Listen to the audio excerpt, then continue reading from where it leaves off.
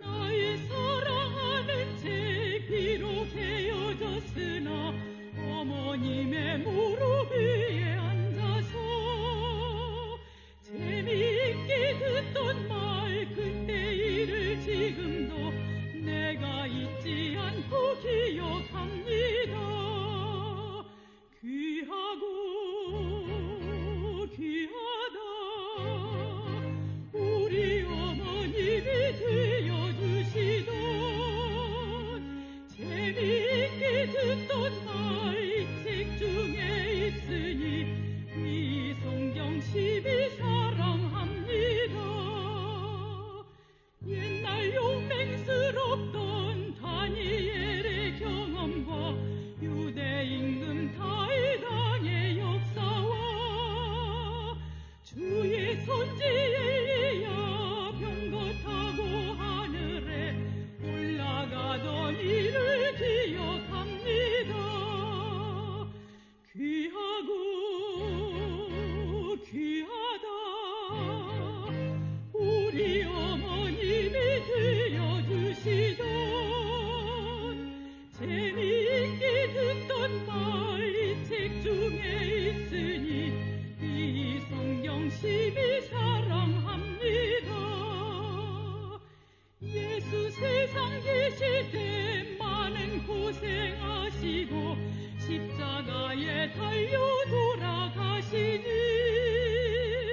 어머님이 읽으며 눈물 많이 흘린 거 지금까지 내가 기억합니다. 귀하고 귀하다 우리 어머님이 들려주시던 재미있게 듣던 말 이 책 중에 있으니 이 성경 12 사랑합니다. 그때 일은 지나고 나의 눈에 환하오 어머님의 말씀 기억하면서 나도 시시때때로 성경 말씀 읽으며 주의 뜻을 따라 살려 합니다. 귀하고 귀하다 우리 어머님이 들려주시던 재미있게 듣던 말 이 책 중에 있으니 이 성경 12 사랑합니다.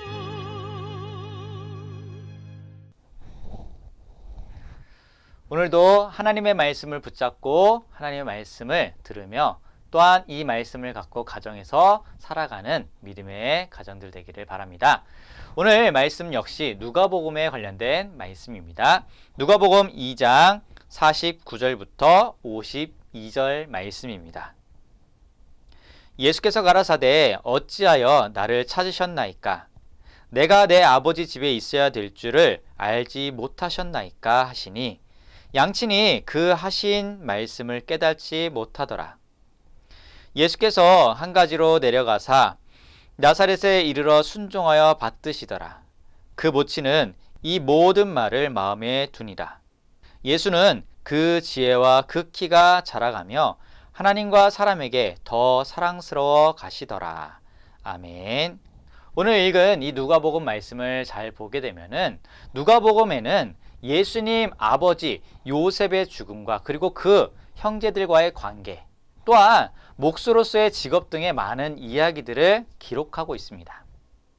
그런데 오늘 읽은 이 말씀을 보게 되면은 누가는 왜 성전에 계신 예수님께 초점을 맞췄을까요?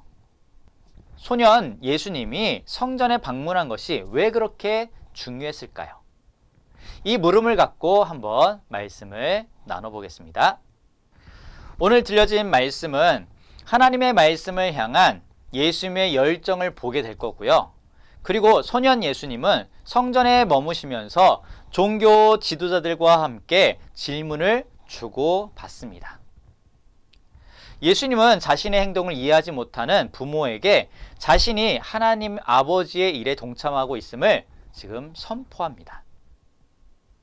여기서 하나님 아버지께 온전히 헌신하시기도 하고요. 또 한편 지상의 부모에게 순종하시는 완전한 사람으로서의 소년 예수님의 모습을 볼 수 있게 됩니다. 우리는 예수님과 함께함으로써 하나님의 영광을 드러내며 그리고 지혜와 순종 가운데 자라도록 부름을 우리 역시 받았습니다. 그 첫 번째로 예수님은 하나님의 율법을 배우고요. 또한 그 율법을 사모하셨습니다. 예수님이 자란 곳은 이스라엘에서 북쪽이었습니다.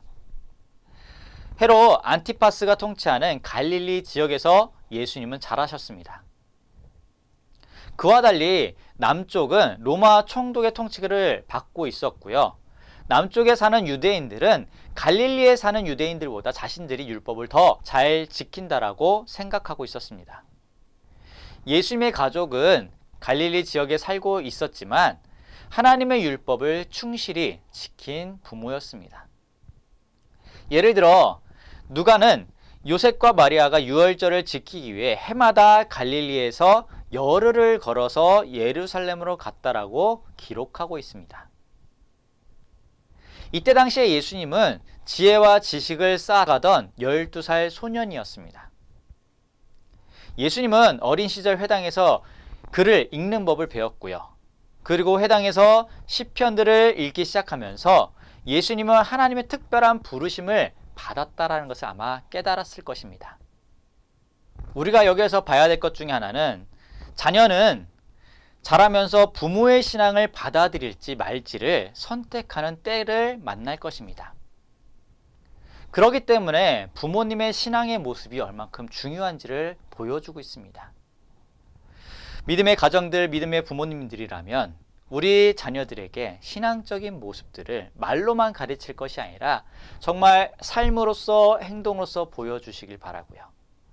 우리 자녀들은 그러한 부모님들의 신앙의 모습을 보면서 하나님을 선택하는, 믿음을 선택하는 삶들을 살아가기를 소망합니다. 예수님의 부모 요셉과 마리아는 유월절을 지키기 위해서 해마다 예루살렘으로 고된 길을 떠났습니다. 아마도 이때가 예수님의 생애에서 하나님의 아들이 자신의 특별한 부름을 깨닫게 되는 순간이었을 것입니다. 그렇게 해마다 부모와 함께 예루살렘으로 가셔서 하나님의 성전에 들리셨던 소년 예수님은 이제 독특한 방식으로 그것이 하나님 아버지의 집임을 바로 깨닫게 되었습니다. 예수님의 가족은 유월절 축제에 참여하기 위해 예루살렘으로 향한 것입니다. 절기를 준수하는데 가장 중요한 것은 유월절 양을 바치는 것이었습니다. 이를 통해 유대인들은 하나님이 그들의 조상들을 애굽의 노예 생활에서 어떻게 기적적으로 이끌어내셨는지를 기억했습니다. 주님은 희생 제물로 바쳐진 어린 양과 문설주에 칠해진 그 피를 통해 애굽을 벌하기 위해 내리신 장자의 죽음이라는 무서운 재앙에서 자기 백성을 구하셨습니다. 이러한 구약의 희생 이미지는 약 21년 후에 예수님에 의해 성취가 되었습니다. 죄 없는 하나님의 어린 양께서 세상 죄를 위해 제물로 바쳐진 것입니다. 이제 당시 동네 사람들끼리 모여서 함께 여행을 했을 것이기 때문에 예수님의 부모는 예수님이 다른 가정 그리고 그 친구들 사이에 안전하게 계실 거라고 생각했을 것입니다. 요셉과 마리아는 사람들과 함께 갈릴리를 향했고요. 그들은 하룻길을 걷고 나서야 어린 이 예수님이 사라졌다는 것을 깨닫게 됩니다. 그래서 다시 하룻길을 걸어 예루살렘으로 돌아왔고요. 그들은 온 종일 찾아 헤맨 끝에 성전 뜰에서 선생님들과 앉아서 그들의 가르침에 귀를 기울이고 있는 어린 아들을 발견했습니다. 훗날 예수님은 젊은 랍비가 되어 바로 그 뜰에서 사람들을 가르치실 것입니다. 본문을 자세히 들여다보면 르네상스 시대의 회화가 흔히 묘사되는 것처럼 예수님이 가르치기만 하신 것이 아님을 알 수 있게 됩니다. 누가는 예수님이 12살 소녀답게 선생님들에게 듣기도 하시며 묻기도 하셨다라고 말씀하고 있습니다. 어른들과 구약 성경에 관한 이야기를 주고받는 것을 바로 나타내고 있습니다. 누가는 성전에서 예수님의 이야기를 듣던 사람들이 그 지혜로움에 감탄하고 있다라고 성경에는 나타내고 있습니다. 예수님께서 토론에 적극적으로 참여해 묻기도 하고 대답도 하셨다라는 것을 알 수 있습니다. 당시 유대인들은 내 자녀에게 부지런히 가르치며 집에 앉을 때에든지 길을 갈 때에든지 또한 누워있을 때에든지 일어날 때에든지 이 말씀을 강론할 것이며 라고 신명기의 말씀을 매우 진지하게 받아들이고 있었습니다. 하루 종일 율법을 읽고요. 토론하는 것은 그만큼 율법을 사모한다라는 의미가 있습니다. 성전에 머무셨던 소년 예수님은 이와 같이 율법에 대한 열정을 보이셨고요. 예수님은 자신의 집 안에서 그리고 고향 나사렛 회당에서 그것을 보고 자라나셨는데 이제는 거룩한 도시 예루살렘 현장에서 자기 가족이 살아온 삶의 방식에 완전히 참여자가 되셨던 것입니다. 두 번째로 예수님은 아버지 일에 참여하셨습니다. 이 다음 장면에서 예수님의 목소리에 놀라움이 섞여 있음을 우리는 주목해야 됩니다. 예수님은 부모님이 성전으로 바로 돌아가야 한다라는 생각을 하지 못한 사실에 당황하신 것 같습니다. 어쨌든 예수님은 그곳에 계셔야만 했던 것입니다. 마리아는 예수님께 이렇게 질문합니다. 어찌하여 우리에게 이렇게 하였느냐? 라는 마리아의 말은 어머니로서 당연하게 했던 질문입니다.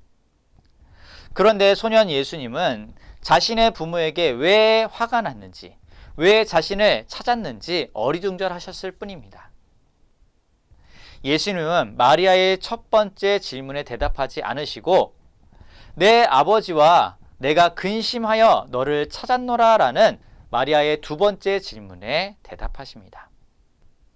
어린 소년답게 예수님은 오히려 그들이 왜 자신을 찾았는지 궁금하셨던 것입니다. 예수님의 생각에는 하나님 아버지가 계신 아버지의 집에서 아버지 일에 참여하는 것이 당연했기 때문입니다. 이것은 경솔하거나 부주의해서가 아닙니다. 예수님은 자신이 누구인지를 확실히 아셨고요. 그리고 그대로 행동하셨던 것입니다. 예수님의 대답에 가족들은 때로는 오해도 했을 것입니다. 가족에게 오해받으시는 예수님의 모습은 마가복음 3장 21절에도 볼 수 있게 됩니다. 예수님의 가족은 예수님이 제때 식사하지 않으신다라는 이유로 그분이 미치신 것은 아닌지 걱정했던 부분들도 있습니다. 예수님은 그저 하나님 아버지의 일에 참여하느라 바쁘셨던 것인데 이것을 가족들은 알지 못했습니다.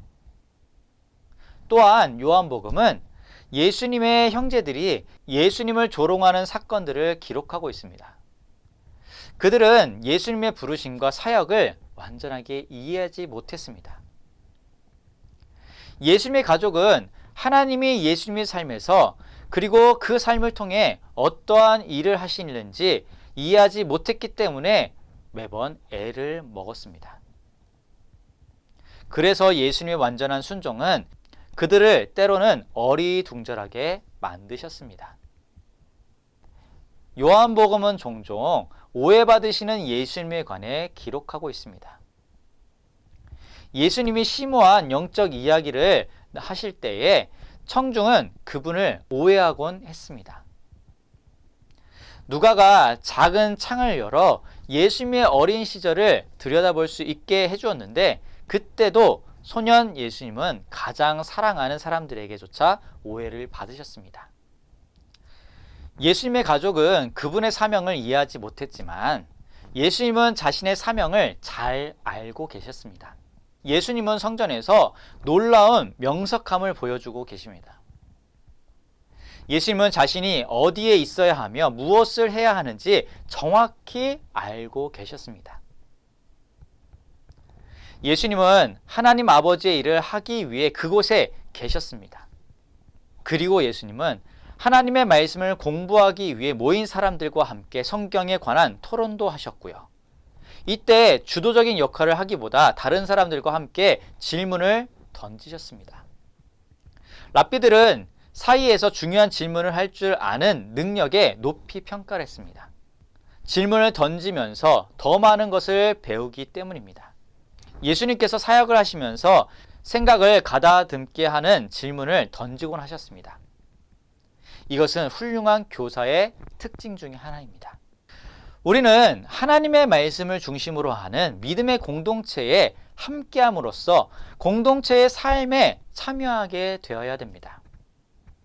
그것은 처음부터 예수님의 삶의 경험에 동참하는 것을 바로 의미하고 있습니다.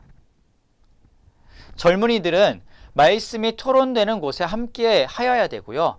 그들의 질문은 단순하다 해도 진지하게 받아들여야 되는 것이 바로 우리들의 모습이어야 됩니다.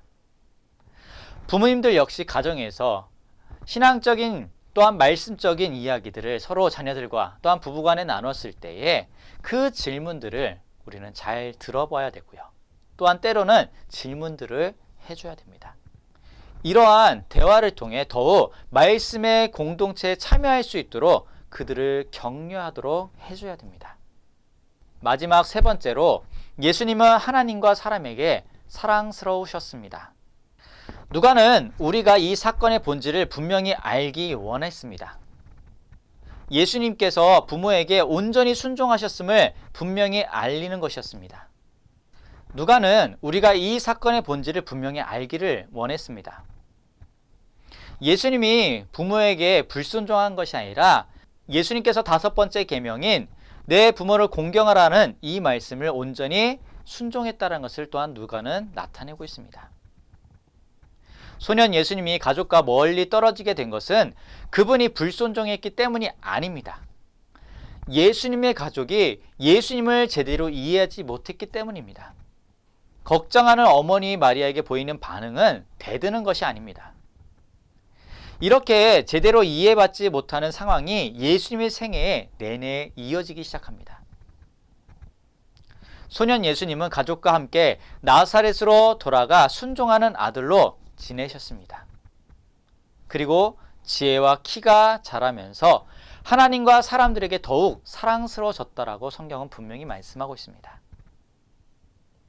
예수님은 완전한 사람으로서 사시면서 경건한 가정뿐만 아니라 믿음의 공동체에도 참여를 했습니다. 다양한 관계를 맺으며 더 많이 알아가셨습니다. 모든 면에서 예수님은 완벽한 모범이 되셨습니다. 예수님은 내 부모를 공경하라는 이 말씀을 온전히 순종하셨습니다. 그 결과 우리를 대신에 율법을 성취하시는 분이 되셨습니다. 심지어 이해받지 못하는 상황에서도 순종하심으로써 하나님이 우리 위에 세워주신 권위에 대한 순종이 감정에 따라 좌우돼서는 안 된다는 사실을 일깨워 주셨습니다. 하나님 말씀에 순종한다면 하나님이 세워주신 권위자들을 공경해야 합니다. 이제 누가는 마리아에게 주목하기 시작합니다. 그가 마리아에게 주목한 첫 번째 장면은 누가복음 2장 19절로 목자들이 천사가 전한 영광의 소식을 전하고 돌아간 후였습니다. 누가는 마리아가 자신에게 일어난 모든 일을 깊이 생각하고 간직했다라고 기록하고 있습니다. 그녀는 비록 어렸지만 신중하고 사려 깊은 사람이었습니다. 12해가 지났지만 그녀는 마음속에 간직한 메시지들을 여전히 잊지 않고 있었습니다. 52절은 이 이야기가 시작되는 40절과 들이맞습니다. 두 구절 모두 예수님이 사랑받으며 지혜롭게 성장하셨다라는 말씀입니다. 마리아에게 약속하신 은혜가 예수님의 삶에도 아낌없이 부어졌다는 것입니다. 사람들이 소년 예수님에게 보여준 호의는 예수님의 사역 초기에도 계속되었습니다. 예수님을 따르는 사람은 셀 수 없이 많았습니다. 그러나 메시아로서 기대가 사그라지면서 사람들은 하나둘씩 떠나갔고 결코 예수님은 십자가에서 홀로 돌아가셨습니다. 우리는 자주 예수님의 과격한 모습이나 부딪히는 돌들과 같은 모습에 주목하곤 합니다. 그러나 사실 주님은 생애 내내 사람들과 친밀한 관계를 맺고 계십니다. 어린 시절 예수님은 성전에서 성경에 대한 탁월한 이해력으로 장로들에게 감동을 주셨습니다. 이것을 시작으로 사람들로부터 계속해서 그 사람이 말하는 것처럼 말한 사람은 이때까지 없나이다 라는 찬사를 듣기도 하였습니다. 예수님은 지상에서 짧은 생애를 사시는 동안 많은 사람들의 마음을 얻으셨습니다. 그들은 예수님의 말뿐 아니라 베푸신 친절과 온 정에 감동했습니다. 예수님은 어두운 세상에서 그들이 빛을 낼 수 있도록 격려해 주셨습니다. 그리고 우리도 예수님처럼 우리를 둘러싼 세상과 그리고 하나님 말씀에 참여함으로써 최선을 다해 사람들의 마음을 우리 또한 얻어야 되는 삶을 살아야 됩니다. 자, 오늘 말씀을 기억하면서 결론을 맺겠습니다. 하나님의 부름을 깨달을 때 누구나 혼란을 경험하듯이 예수님도 같은 경험을 하셨습니다. 복음서는 예수님이 겪으신 혼란을 기록하고 있습니다. 소년 예수님은 또래 소년들처럼 가족들과 갈등을 겪기도 하셨습니다. 소년 예수님은 이해받지 못한 때가 많으셨지만 자신을 향한 하나님의 부르심과 목적을 결코 그분은 잊지 않으셨습니다. 훗날 사탄이 광야에서 예수님의 정체성에 도전할 때도 주님은 하나님 아버지의 뜻에 신실하게 순종하셨습니다. 12살 소년 예수님은 부모로부터 걱정 어린 잔소리를 들으셨지만 변함없는 마음으로 순종하셨습니다. 예수님의 부모는 그분의 정체성과 사역을 조금씩 이해하게 되었습니다. 우리도 하나님을 따르고자 할 때에 예수님처럼 주변으로부터 이해를 받지 못할 수도 있습니다. 그리스도 안에서 얻는 새로운 정체성 때문에 주변으로부터 도전을 받을 수도 있습니다. 심지어 가족 중 누군가가 도전할 수도 있습니다. 그러나 예수님의 모범을 따르기만 한다면 우리도 주님의 은혜에 힘입어 우리를 향하신 하나님의 뜻에 순종할 수 있게 됩니다. 이게 지금 우리가 이 땅을 살아가면서 우리가 예수님의 이 모습을 바라보며 우리 역시 이와 같은 삶들을 선택하면서 살아가야 됩니다. 이 예수님의 모습처럼 우리 역시 이 땅을 살아가면서 많은 도전들이 있을 것이고요. 많은 유혹과 또한 혼란들이 있을 것입니다. 그럴 때 우리는 내 정체성이 무엇인지를 분명히 알아야 되고요. 그리고 그 정체성을 가지고 흔들리지 않고 말씀을 붙들며 예수님이 하셨던 것처럼 우리 또한 하면서 살아가는 우리 믿음의 공동체가 되기를 간절히 소망합니다. 예수님은 지혜와 키가 자라면서 하나님과 사람에게 더욱 사랑스러워지셨습니다. 그분은 하나님 아버지께서 맡기신 영원한 사명을 수행하기 위해 삶에서 한 걸음씩 준비되셨습니다. 우리 죄를 대신해 십자가에서 죽으시고 다시 살아나심으로써 승리하는 사명을 수행하기 위해 그분은 그 길을 걸어가셨습니다. 이제 하나님은 우리에게 예수님과 함께 하나님의 일에 참여함으로써 지혜와 순종을 배우라고 말씀하고 계십니다. 이 삶이 우리 가정에서 우리 자녀들과 함께 또한 우리 부부간에 함께 이 모든 것이 이루어지는 믿음의 가정들 되기를 소망하고 함께 기도하겠습니다. 네, 오늘도 이 말씀 기억하시면서 살아가 주시고요. 승리하는 가정, 말씀을 붙들고 이겨나가는 가정들 되기를 간절히 소망합니다. 감사합니다.